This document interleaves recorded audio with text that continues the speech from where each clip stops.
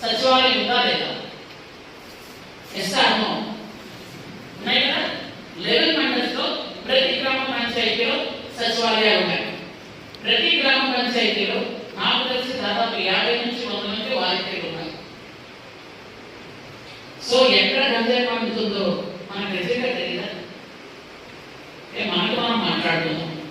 నేను ఏదో ఒక మంత్రిగా మిమ్మల్ని ఆర్డర్ చేయడానికో ఏదో చెప్పడానికి రాలేదు. నిజంగా పండుతుందో లేదో మనకు తెలుసా లేదా అన్నానికి చెప్తున్నాను. ప్రతి సచివాలయం ఉంది.